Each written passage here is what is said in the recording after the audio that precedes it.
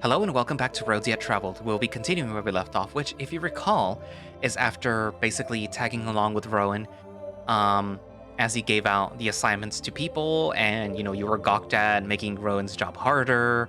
Then Rhoun earlier Rhoun hit his head on a pipe, which he promptly fixed with his robotic arm. Um, I guess that's really handy. And now you're basically gonna tag along with Rhoun as he fixes things in the bowels of the station. Um, Also, you will be meeting two new characters, so you have that to look forward to. But yeah, so without further ado, let us continue. As we walk through the doldrum of the thinly lit veins of the station, I find a certain calm to it. It is dark, yes, but it is alive. As a cave were. Rhoun wordlessly guides us through this place with the wisdom of someone who's lived here their whole life. He scarcely bothers to look for any guidance. He knows the way. A map internalized long ago. Played out 1,000 times in his head. Every turn an old friend, every crossing practiced 1,000 times. And every destination a memory. Although, I do think that we may have gone in a circle once or twice. But who am I to say? As far as I know, everything here looks the same. We took the service elevator up a few floors. And apparently this is the furthest up in the station that we've ever been. But we're still yet to reach our goal. He's since gone silent as well. Just muttering something under his breath as we trudge forwards. The pale light acts now more as a web holding us back than inviting us in to drown. I wonder how different this place is on a floor-to-floor basis. Even here, behind the walls. Taking a mental note, I spot a few of the signs that supposedly point towards salvation. Whether or not I will remember where they are is another story altogether. Taking us through a few more bulkheads and up a ladder, Rhoun finally starts to slow down. He comes to a corner, looks both ways, and turns to me. How have you been doing, Tucker? Sorry, I know it's a lot of walking. Oh, it's fine. Are we close to the fuse box? Or whatever it was? Yeah, it's just around the corner. I just wanted to see how you were doing. I don't know how used to walking you are. Oh, don't worry about that. That's like the one thing humans were made to do. I'm pretty sure that's how we manage as a species, actually. Yeah? Well, if it is too much, let me know. I tend to need a break after a while here. Or a nap. Alright. Will do, Rhoun. He gives me a nervous nod and gestures around the corner. Coming to a fairly large intersection, far down here at least. I see a few panels on the wall with various bits of Karain text scrawled all over them. Opening one up, Rhoun flips off some switches before inspecting some of the fuses, which do indeed look like candy. After his initial inspection, he flicks some of the broken ones into his bag before scrounging around for a small box that rattles as he lifts it. Inside are more brightly colored pieces that he eyes up for a proper replacement. Picking out the right one, he goes to replace it before faltering, as he notices me standing but a foot away. He takes but a moment to think before asking. Hey bud. Do you want to fix this? Me? Yeah. It's really simple. If you want to, of course. It's not dangerous, I promise. There's no electricity running through it right now. Looking back and forth between him and the box, I shrug and take a step forward, taking the little piece from his open paw. Okay, so you want to put that into the slot 25. And make sure that the little arrow is pointing up. Where is 25? Oh, here. Reaching over me, he points to an open slot next to a few other brightly colored fuses. He doesn't realize it, but he's standing right on top of me as his arm brushes up against me. His prosthetic feels surprisingly pliant, but not as soft as I would like. Still. And which way up? This little arrow? Yeah, just like that. Slotting it in, it makes a satisfying click to assure me that I've done it correctly. Backing up to inspect my work, Rhoun leans in to see if everything is in place. Looks good, bud. Let's see if that was the right one. He flips some of the switches on the side of the box and nothing happens. That's good, right? No smoke or anything? What? Oh, yeah. No, that's it. Good job. So sorry, I was checking to see if any of the others needed to be replaced. Well, what was this for anyways? I think this was for the lights in someone's office. The results can sometimes be as boring as the repairs. You gotta start somewhere. Right? Heh. Yeah. Good job, though. I'm pretty sure that I put my first fuse in the wrong way, even after being shown how. He closes the box and collects his things. I guess we're off to the next destination. Although, maybe I should ask him about where we're headed. The last walk did get a bit droll. Hey, Rhoun. I know you said that we aren't fixing anything interesting today. But are we going to pass anything interesting? What do you mean? Well, like... like the maintenance area? Just like something besides these tunnels? He looks around the tunnels and then at one of the signs on the wall. We aren't going to really, pass anything. Since it's faster to just take the tunnels everywhere.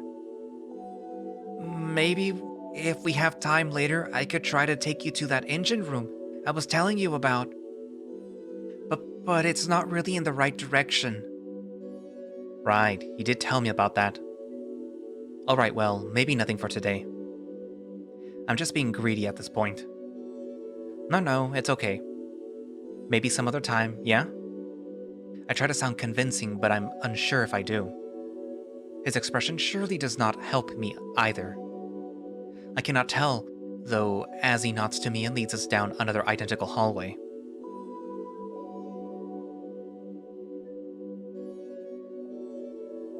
Coming to another intersection, I wave Rhoun down as I've officially decided it's break time. Slumping against the wall, I find myself staring at the lights in the ceiling, wondering just how many of their days are spent fixing these alone. Rhoun entertains himself by checking another fuse box and some of the cables in the room before coming to rest next to me. He starts digging through his bag and pulls out a little box, which he pops open to reveal lunch. Or at least a timely snack. He starts unwrapping something in foil before turning to me with eyes wide open. Oh no! I didn't get anything for you. What? Oh, it's fine, Rhoun. You weren't expecting me to be here today. I wasn't expecting to be here today. Yeah, but still, let me check. Digging through his box, he pulls out more things wrapped in foil or plastic, quickly inspecting all of them for something I can eat. I notice he has some of those bread wafer things that messed me up before. It's probably best not to have those. I'm sorry, Tucker. I don't think any of this is good for you. It's okay, Rhoun. Maybe I can get something later. Can I have some water, though? Did you bring a bottle, or...? No. I only brought my thermos with Reaching back into his bag, he pulls out a thermos before taking the lid off and sniffing the contents. Well, that's lucky. Here, you've had this before, yeah? Smelling the contents, it seems to be the right thing. Pouring some into the cup, it looks the same too. Well, thank you, Rhoun. Pretty lucky indeed. He offers me a nervous smile as he intently watches me take a sip of the soup, surely ready to jump to my aid if it turns out to be the wrong meal. Fortunately, it seems about the same. I offer a gratuitous nod and he cautiously goes back to his own lunch. Holding the warm cup in my hands is worth the meal alone.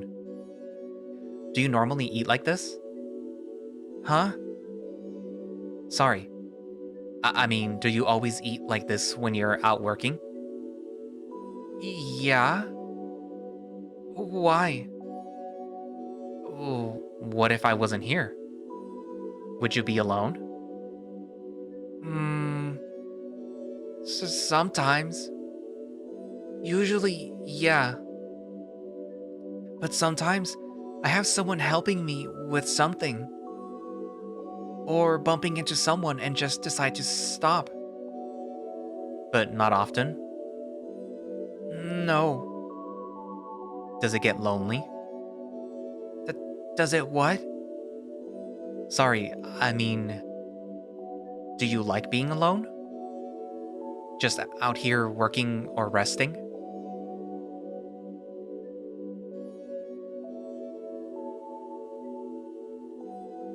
I'd say I do. For a while. I enjoy when my crew is helping me, but they can't always be around. There's too much to do. Especially since...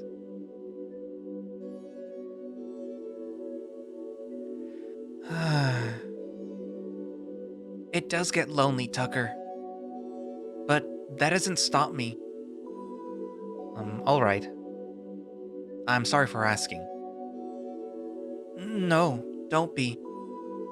I understand why you might think that.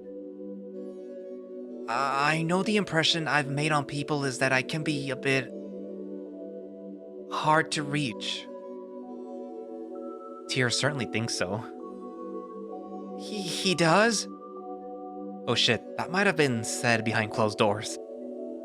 Well, he might have said something. It was a while ago. When I first got here. Oh. Maybe I should see what I can do about... Well... Maybe not. If he needs our help, he'd ask for it. Does he not usually ask for help? Depends on what he wants. I think everything he's working on is a bit too advanced for me and my crew. He does ask us to do remedial work. Usually he sticks to asking engineers for help. I mean, I only heard a bit of whatever it is that he was working on, but I had no idea beforehand.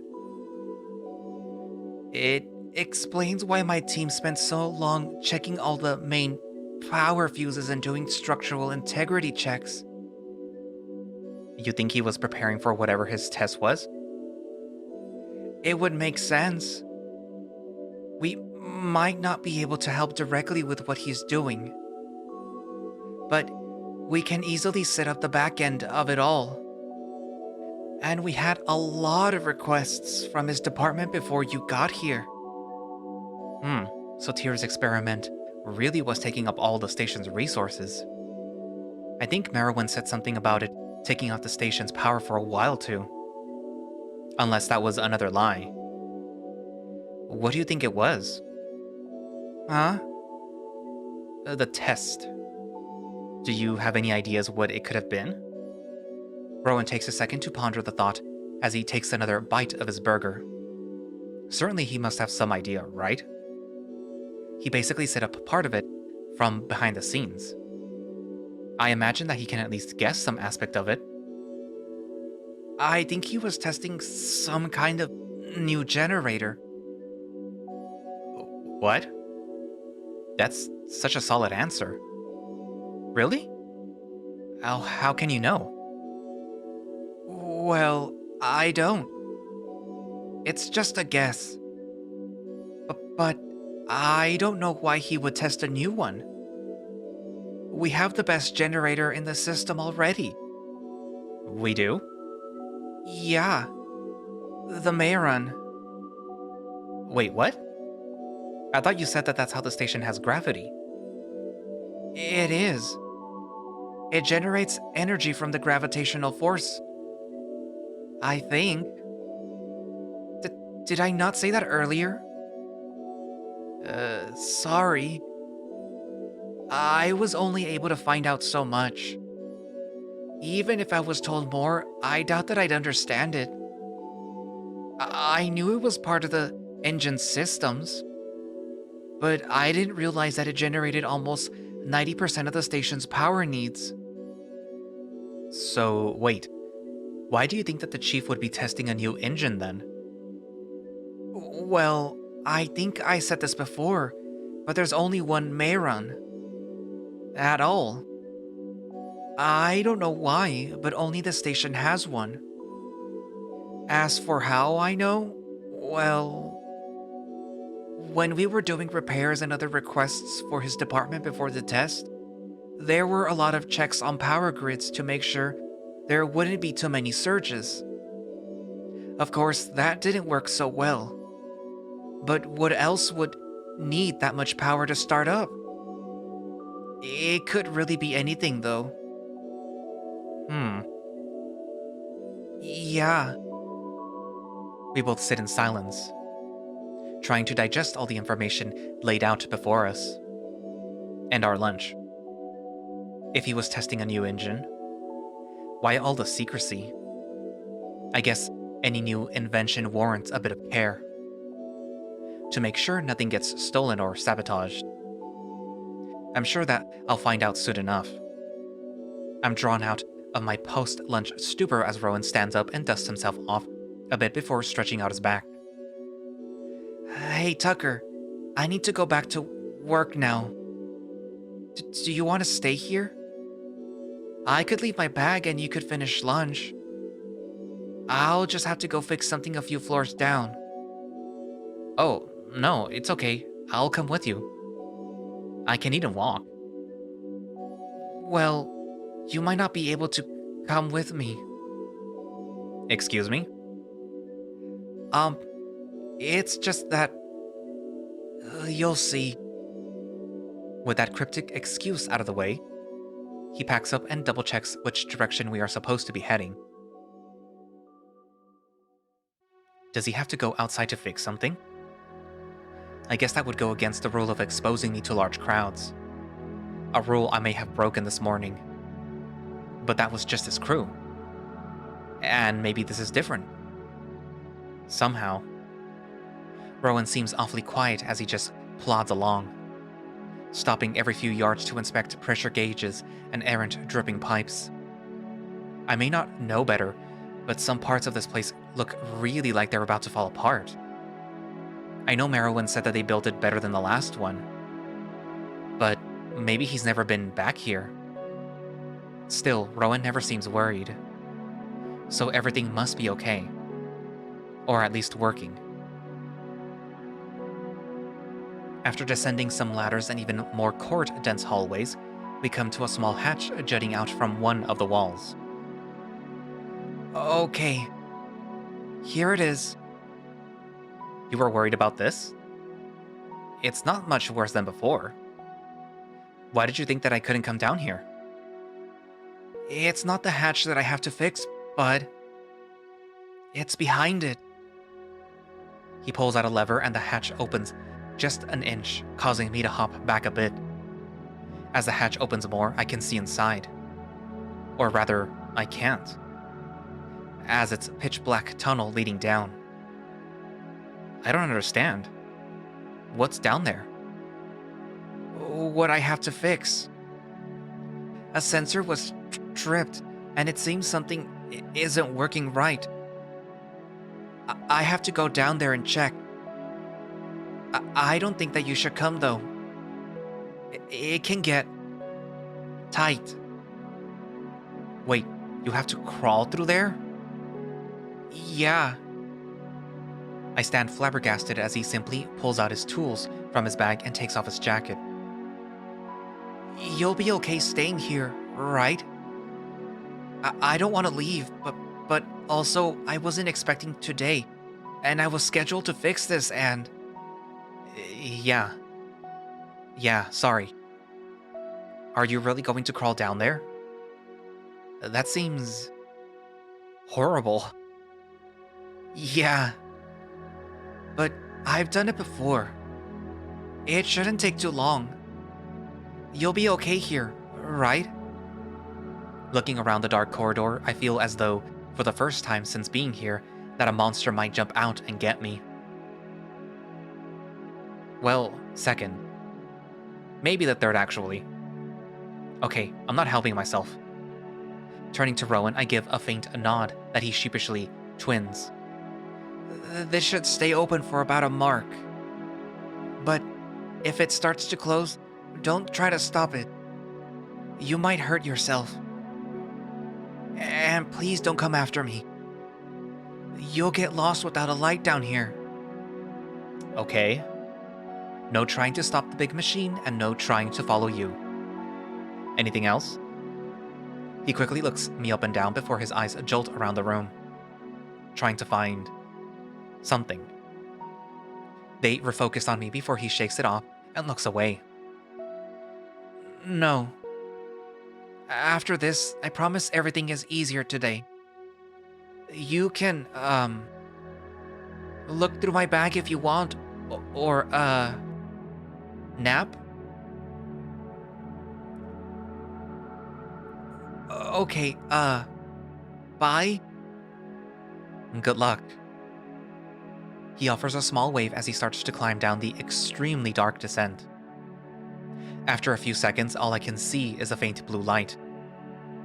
And then... nothing. I'm convinced that this station was built by psychopaths. I know it was built to be utilitarian, but this is too much. Well, he said it wouldn't take too long. I should try to entertain myself. It kind of just looks like a bunch of screwdrivers at a weird wrench. Maybe a gauge of some kind? I probably should have asked while he was still here. Grabbing his bag and jacket, I set them up nicely against the wall for when he gets back. Might as well help what little I can. I guess I could always... A rogue sound snaps my head down one of the hallways. It was... nothing. Surely. Just the creaking of a pipe. Straining my eyes to see what I can turns out to be pointless. The hallway ends in a turn, and I think the noise came from around the corner. Or right behind me. Who's to say down here? Sounds seem to echo through these halls as blood through veins. Fast and with purpose. Every click or hiss bounces off of uneven surfaces and scuffed walls, barreling towards their next destination, all distorted by the ever-present haze of darkness into sounds made by beings of pure terror. I know that to most on the station, I am the most alien thing possible. But for me, being down here, alone, I'm wondering if I should have brought a flamethrower. Just how did Ripley do it? I need to distract myself. After I gently set Rhoun's jacket aside, I pick up his bag and sit down with it. It's just as unorganized as I imagined that it would be. He's got his mostly empty lunchbox. Way too many tools to count. Some kind of device that just beeps when I press the buttons and... ah! Bingo. The fuse box. Opening up reveals all of the differently colored little fuses. I pick up one of the ones that I used earlier. I wonder if these would work back on Earth. Maybe I could ask Rhoun. Another sound. This time it sounded closer. No, it can't be it. It's dark and I'm imagining things. Surely. There's no need to panic about being alone in the bowels of a spaceship. An alien spaceship. Tuning out the thoughts in my head, I close my eyes and try to listen for even the faintest of rogue sounds. I try to drown out everything that sounds normal and just listen for what doesn't belong. Which isn't easy when I have no idea if the sounds I'm hearing belong to begin with. No, focus. I heard my breath, the sound of air faintly whistling. Something traveling through the pipes behind me, a small electrical buzz. And something else. Fuck, please tell me that I'm alone down here. Please let that be Rhoun. Nervously whipping my head back and forth towards each end of the hallway, each shadow twists into some cruel shade as the seconds drag onwards. I hadn't noticed it until now, but my heart rate has spiked. I sit sequestered away between some of the machinery and cords jutting out of the wall. Becoming as small as I can, I remain quiet, just listening for whatever that sound may be.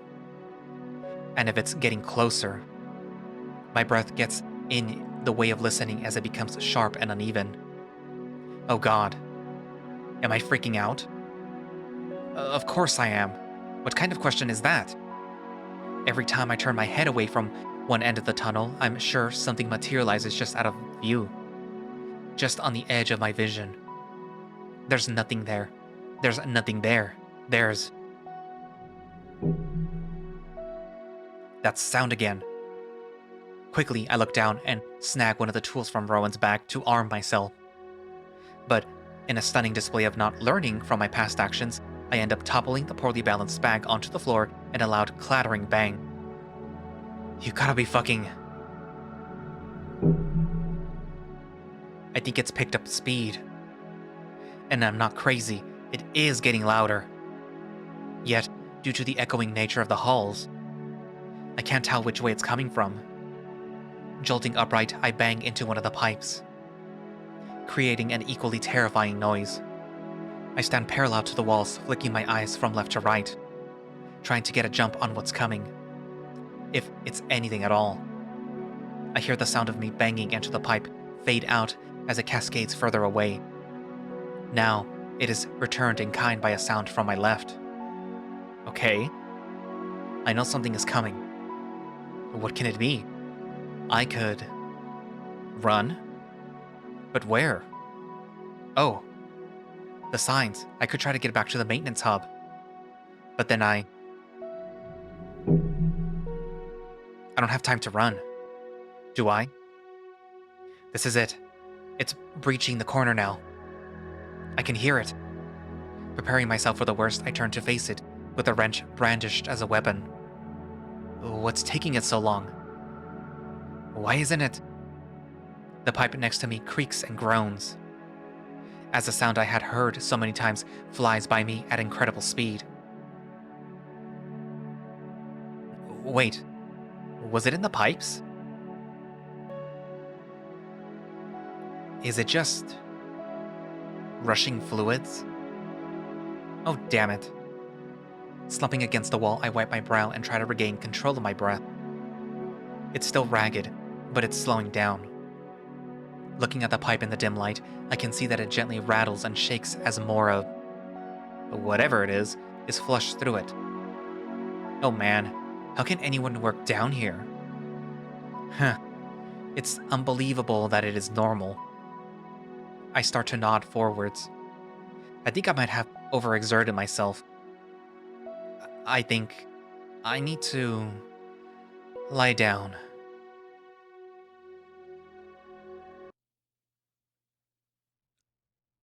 It's cold. Barren nothingness pervades this dark place. How lonely it is. The waves neither cradle nor thrash. They simply wait. I feel it though. That horrendous roar of the Titans. They do not know what determination is. How insular they are.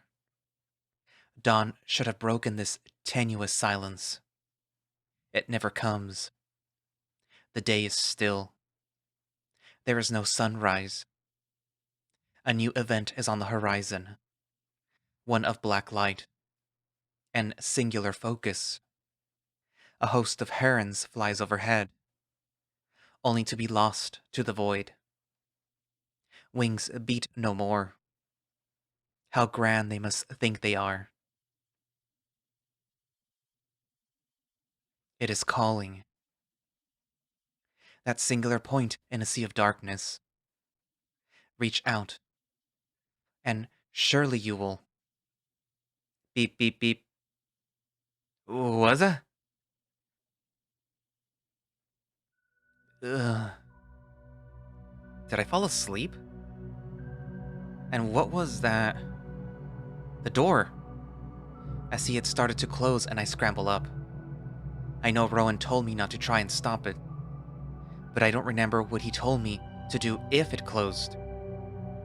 I don't risk putting my hands anywhere near the hatch, but I spot the lever he used to open it and try to pull it.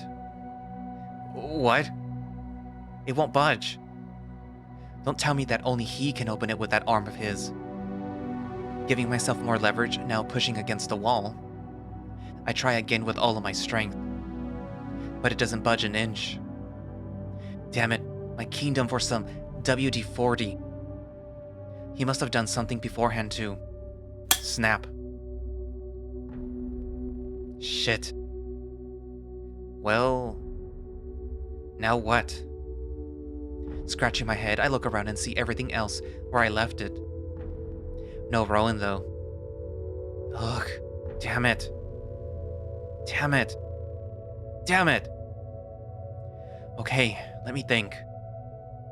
I think he said that he could get out. I mean, why would they design a death trap like that otherwise, right? Surely. Surely? Ugh, well, I can't do anything about it. Maybe I could head back to the hub after all. No. That's dumb. I should just stay put. It's not like I could get any creepier, right?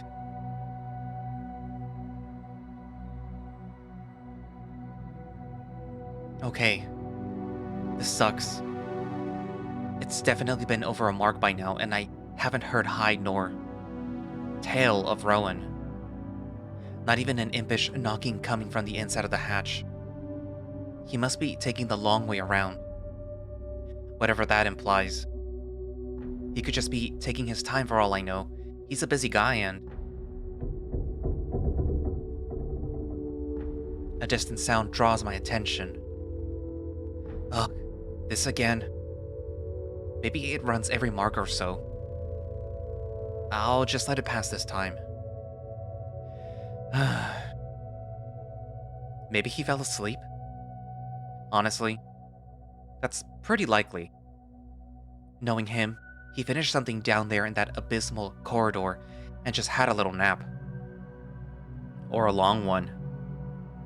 I doubt that he would forget about me. Well, he'd remember me eventually. I hope. But it really could just be because he had to do more down there than he thought. Maybe... That sounded... different. Maybe one of the pipes is just rattling more than before? I feel I dislodged one earlier, so it makes sense that maybe that could... Thud. Oh no. This is something different. It could be Rhoun? Right? Maybe he's finally coming back? Trying to focus on just listening, I think I can start to hear something more specific. Jin Wind. Oh, what you... It could still be Rhoun. It's hard to tell from this distance. But I'm not sure. If it's just some random Kirain, I don't know what to do. I think I might scare them half to death just by being here. Looking around, I managed to hide in between some of the machinery and pipes in the wall. Maybe they'll just pass by? Oh no. Oh no. No. No. I just realized. I'm not Ripley. I'm the xenomorph.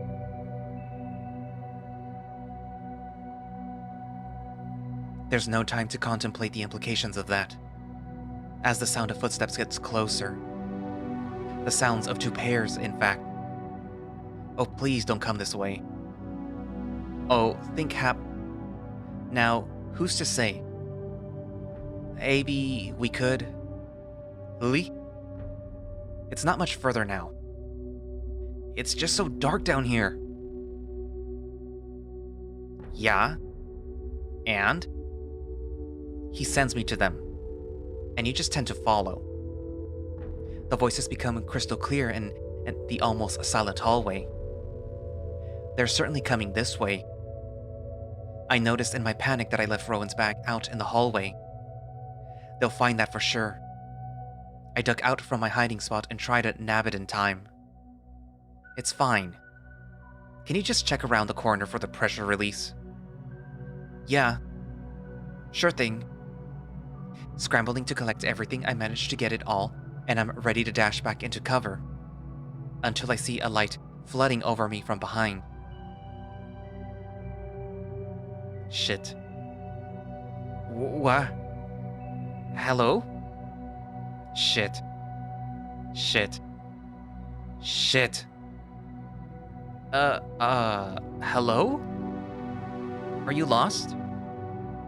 I hear them getting closer to me, inching forwards on timid footfalls. Alright. I've done this once before. Maybe I can make a better impression this time? Gently putting Rhoun's gear down, I slowly turn to the Karain behind me. He looks a bit like a hyena, but far more disarming. His short nature helps him in that regard, I suppose. He seems kind of... Ah! Okay. That sounds about right. Ah! He drops his flashlight and keeps screaming at me, backing up slightly as he scrambles for logic in this dark tunnel.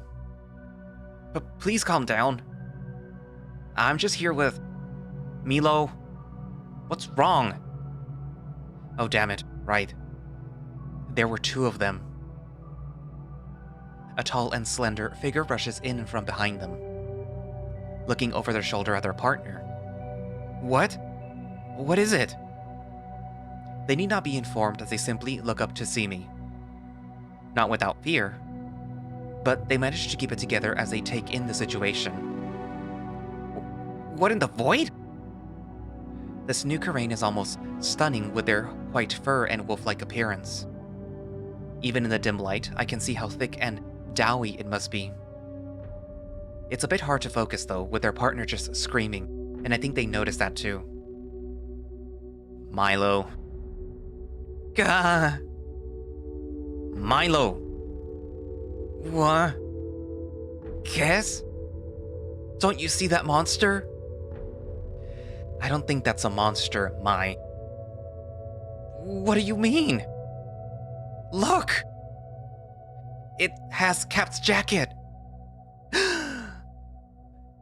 Do you think it ate him? No. I don't think it ate Cap, Mai. Didn't you read the report they sent out? Cap said that he was looking after... something. I just didn't expect it to be... this. It's why he hasn't been here with us, remember? Wait, their voices sound familiar. Were they the ones who yelled out at the morning meeting? I couldn't see who it was earlier through the crowd. Oh, right. But what is it doing here? Alone. It's staring at us, Kes. What do we do? I don't know, Mai. I don't remember Cap saying that he would be taking care of anything today. But then again, I could barely see over the crowd at the meeting. I think it said in the report that it could understand some words. Well, do something. I don't like the way it's staring at us. Not taking their eyes off of me, the white Karain sighs and takes a step in front of their counterpart. They quickly look me over once more before speaking up. So, what are you doing down here? And why do you have Cap's jacket? Cap? Do they mean Rhoun? Surely they must. I doubt these two have neurals. Even if they did, there's no way that they have the AI installed, right? And here I thought my days of charades were over. Okay. Let's see. How can I explain that I was supposed to be at the doc's office? But then Tyr called him in. So then I got sent down here. And instead of waiting in Rhoun's office, I came down to help him and... Oh. Easy. I pointed to the jacket and then to the closed hatch. What is he... Oh, damn it. Of course. What is it, Cass? Cap locked himself in the breaker tunnel. Again. Oh. Ugh. Okay. Let's see. That's either true, which is pretty damn possible, or this thing is making up one impressive lie. What should we do? Well, unless you can open an industrial-grade hatch with your bare paws, I suggest we get moving. Preferably away from this thing. Hey! They both jump, startled. That's probably the first time that they've heard me speak, as I doubt Milo heard me over his screaming. Wait, I know these names. Of course I do. These are Rhoun's friends. Even still, I don't like the idea that they'd leave me behind just like that. Cass? Did the report say how well they can understand us? I don't know. I honestly didn't expect Cap to bring it into work. Well, what do we do? Has it been listening to us this whole time? I nod my head. No. This is just like that movie I saw, where an alien infiltrates a ship and eats all the crew.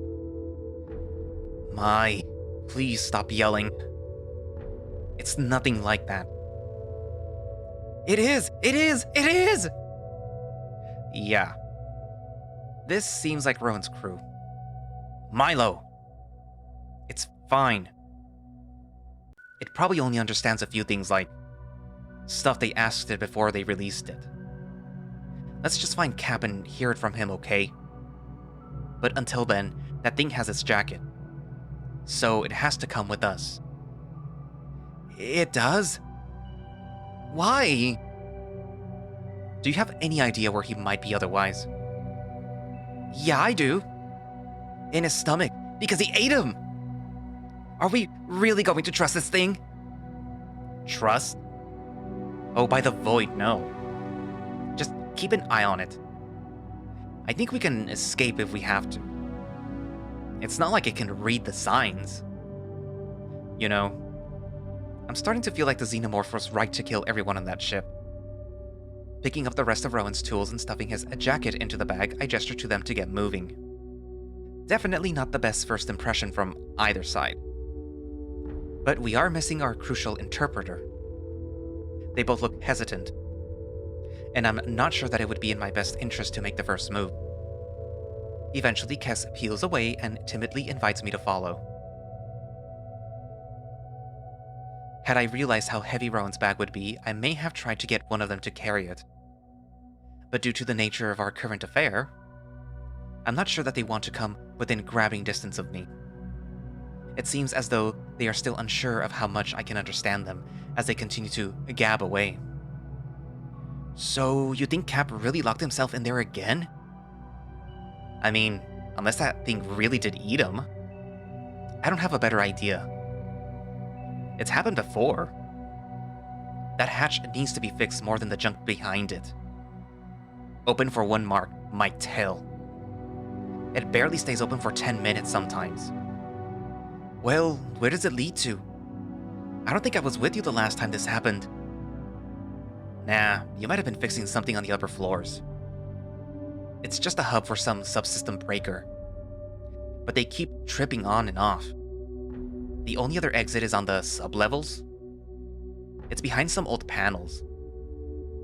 The sublevels? Really? I haven't been down there since... a while at least. That's so far too. Can we take the elevator? Kess looks back at me before turning back to Milo. I don't think that's a good idea, Mai. Why no? Oh, right. You okay back there? Alien thing? Rolling my eyes, I give him a thumbs up, which I think scares them even more. They mumble something to each other and we pass a sign pointing towards the maintenance hub. They don't make a break for it, which seems like a good sign. Hey, Kess? Are you sure you don't remember Cap saying something about this? I mean, I know we haven't seen him for a few days, but surely he said something to you, yeah? I don't know, Mai. He told me that something had come up, but then he just kind of disappeared into his work. Again. I mean, you saw. I was assigning the work orders. Me? What's weird about that, Kess? You're the second in command down here. Well, yeah. But no one wants to listen to me. All I do is yell. You do like to yell. I know. Bah! It sucks. Cap needs a damn break. Not to be laden with more work. Especially not with this thing. Personally, I think I'm lovely. But I'm also not happy to hear that Rhoun is overworking himself. Is it talking to us, Kess? I don't know. Just keep walking. Ugh, whatever. I'll just keep eavesdropping for now. Seems interesting enough. I just hope Cap can get a break soon. I know that those surge orders from the physics department have been crucial and all, but it's too much. And how many times can one Karain check a monitor system? Yeah. I had to go and fix some panel lighting in one of their control rooms. It was so rudimentary. I don't know why they couldn't do it themselves. You know how they are. If it's not theoretical, then theoretically, they can't do it. Heh. Alright, down here. It should be almost a straight shot. We head down a narrow staircase and through more decrepit hallways, each seemingly darker and less well-maintained than the last. I assume that there are back routes through the station, and the elevators dodge all of this. Hey, Mai. Yeah? What are you doing later? You want to try and do something? I think I have to get some lights changed before the day is out. Something about being essential or whatever. I was going to do it before. Well, it started following us. But maybe after that? I'm gonna call it for the day after I get back and fix that flow issue. I was just curious. No, we should. It's been a while. Nice. Just gotta make sure that the alien doesn't eat us now, and it should be a good day. Ugh, why would you say that? I had almost forgotten about it. These two seem nice, all things considered. They're helping me out here, and only pointed and screamed a bit when finding me, which is better than most so far. I would like to be able to talk to them, though. Even if it's just to tell Milo that I'm not gonna eat him. Yet. Hey, Kess? Are we close to the Breach Welds? Yeah, I think. Why? I want to check them. Why? Why? Because it's important, by the heart. And I barely come down here as it is. Alright, alright. It's a bit of a detour, though. I know. I don't think it'll know. Rolling my eyes, I just follow as they take a turn away from where we were headed. Now moving down another equally grim corridor. How anyone can find their way around down here is amazing to me. I haven't even seen a sign for a few minutes now. Kess has to swipe their ID on a few airlocks to get them to open as we continue forwards through the halls. It's colder here, even more so than before. Not only is the cold clinging to me through the jacket, I can even see my breath. I don't think that we'll be here long though. After one corner, Milo has already noticed something. Ah, thanks, Kess. Okay, this shouldn't take long. He walks up to one of the walls and moves some cords out of the way, revealing a massive weld running up and down the wall. I can see it run all along the wall and floor as well. It seems to go even below the floor panels and down the hall. Still looks good, but you can never be too sure. I still think that we should just cut off this whole wing. You know we can't do that. I know. But it was just so... Pretending not to pay attention, I take a seat on some of the machinery and feign looking away. I still can't believe we lost so many systems and stayed floating. I don't even think that we're done repairing everything. Huh? Did something happen? Did they ever figure out what had caused it? It was just one error after another. I remember when the lights went out and I thought that was all that I was going to have to fix. I wasn't worried until the emergency lights went on and I had to rush down here. Not that I could do much. Most of the spacewalk-ready crew was already outside trying to fix the damage. I remember all those security guards there too, just trying to see if it was an attack or something. Then... was it the second or the third pulse that was bad? I still remember how weird it felt, like all the gravity went out for just a second. And then... everything fell. I wonder how many of them left to check the other places after that. I think most of them ran in though. The deeper we got, the more of those cracks there were. I'm still sure that we've missed some. I need to make sure that we didn't. He runs a paw up and down the weld, checking it for anything out of the ordinary. I think it was about here when the fifth pulse happened. It really was all hands on deck then, huh? I don't even remember what happened after that. Not clearly, at least. Milo. We got so close, but then... I think it was just a few floors down that explosion happened, right? I was too slow to get caught. But I think that's what caused the airlock to break. Or was it something else? It all happened so fast. I think that's when we lost communication with the rest of the ship. And the spacewalk team. Milo. How close were we to the red line? I think that we were closer than they told us. Thank the heart the backup engines finally kicked in. For however long they lasted. We were so close to stabilizing before those last pulses just finished us. That last one, the one where everything started falling towards the ceiling. I still remember how far they fell. It took out, all of the security team? That was... awful. But not as bad as it was for... Milo! He snaps out of his stupor and faces his friend. What? Milo. Shut up. The alien is watching you. Tisk, damn it. I hadn't noticed it, but I had fully turned to stare at Milo while he was talking. What do you think it wants from me? I don't know. Are we done here? I don't know how you stand this place.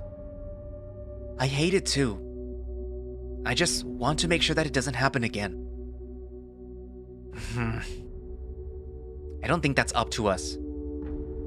I think whatever the hell happened that day was between the engines and the void. Let's go. Right. I'm escorted out of the hallway as we head back into the slightly nicer, dark, and decrepit part of the ship. It seems as though we just kept going down and down forever. But since I still can't recognize any of the signs, it seems as though we might just be going laterally more than anything. Kess and Milo seem pretty quiet after that little stop, though. I can only imagine what they were talking about. But I have a good idea. It's not reassuring to hear that this place already had an Icaroid 1 level disaster take place before I got here. And it sounds like it might not have even been that long ago at that. I could ask Rhoun about it, but from that conversation, I'm starting to feel like that might not be the best idea. I could ask Doc? Who am I kidding? There's no way Doc wouldn't give me the most sanitized version of events ever. He'd probably tell me it was just a gas leak or there was a minor hull breach or something. But from how these two talked about it, it sounded worse, way worse. I guess that leaves Maruk. I don't know if that would be a great idea. I feel like he might just not tell me either. But I really don't see any other option. I guess I can ask. I'll just add it to my list of ominous things that I would like to know more about. I think my list is at 3. Maybe 4 now? Ugh. One day at a time. One day at a time. And that's where I'm gonna leave it for today. So, we got to meet 2 new characters, and Rhoun got stuck, or lost. Who knows?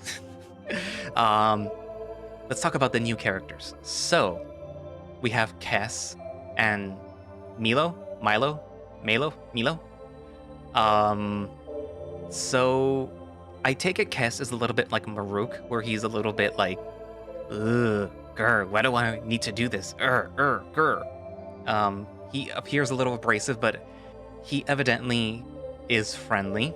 He, I think, is Rhoun's second in command, and he is apparently really good friends with Milo, because, you know, he puts up with this guy's eccentricities.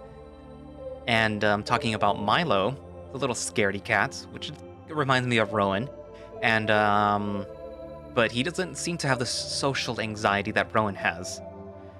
If that is social anxiety, it might be just ADHD or something else.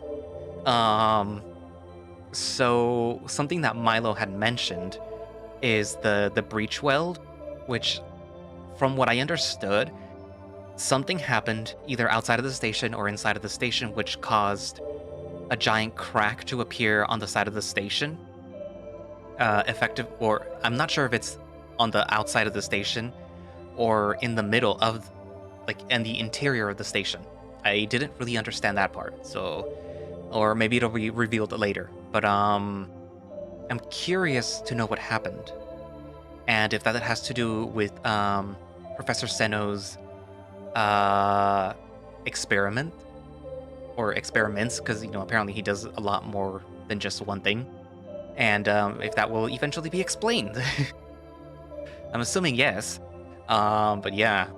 And now they're basically gonna go try to help Rhoun, because apparently he's stuck.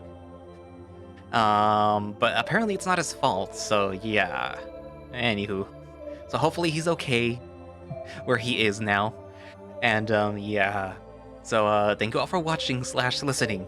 If you would like to play Roads Yet Traveled yourself, you can find it over on itch, and you can find a direct link to it from the creator's Twitter page, which I will link down in the description, along with the Patreon, which I have subscribed to, and you too can, and get early access to builds of Roads Yet Traveled at least 2 weeks in advance, and get some behind the scenes, like works in progress things of like the backgrounds, and sometimes some of the characters that are going to be introduced are, you'll see them on Patreon before anybody else. And yeah, it helps to support the project, and it shows, interest, and that people do believe in the project. And if you would like to just give the creator a one-time donation, though, they do have a coffee, which I will link down in the description.